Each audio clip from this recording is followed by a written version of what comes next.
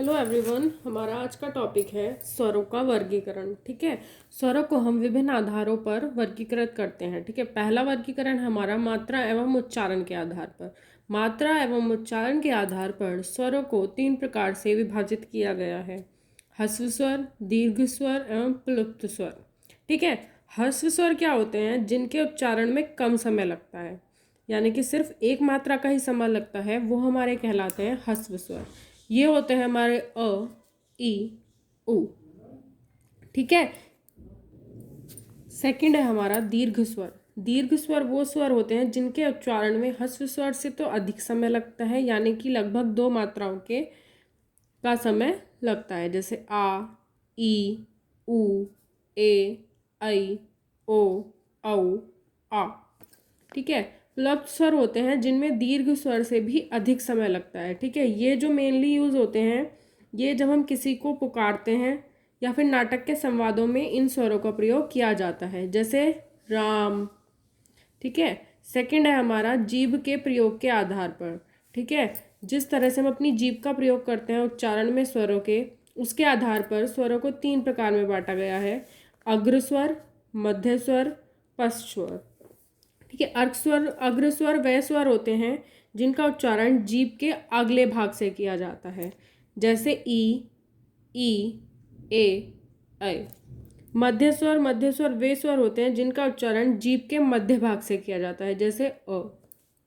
पश्च स्वर वे स्वर होते हैं जिनका उच्चारण जीभ के पिछले भाग से, पश्च भाग से किया जाता है, जैसे आ, उ, ओ, औ, आ। ठीक है, नेक्स्ट है हमारा मुख द्वार।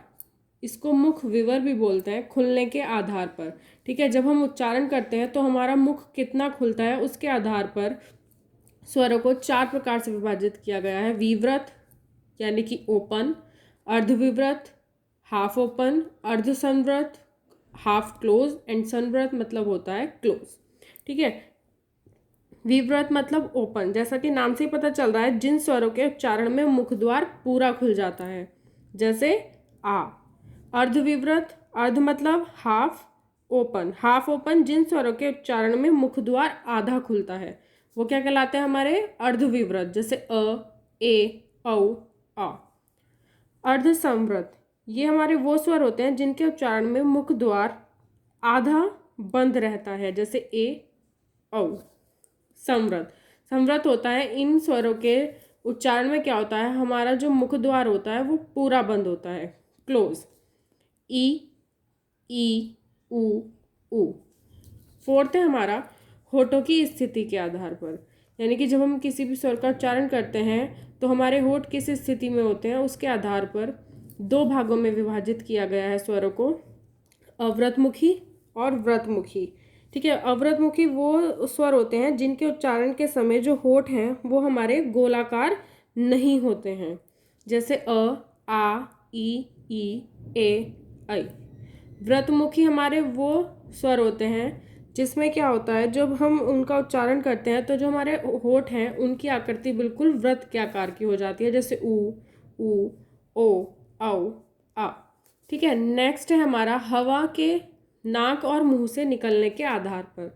ठीक है, जब हम स्वरों का उच्चारण करते हैं तो हमारी जो हवा है वो नाक या मुंह के दोनों या फिर किस भाग से हवा निकल रही है उसके आधार पर हम 2 प्रकार से स्वरों को विभाजित करते हैं: निरनुनासिक और अनुनासिक। ठीक है, निरनुनासिक और अनुनासिक। ठीक है, निरनुनासिक वो स्वर होते हैं जिसमें हवा केवल मुंह से निकलती है। ठीक है, निरनुनासिक में क्या होता है, या मौखिक स्वर, जिसमें क्या होता है, हमारी जो हवा होती है वो केवल मुंह से निकलती है, जैसे अ, आ, ई आदि।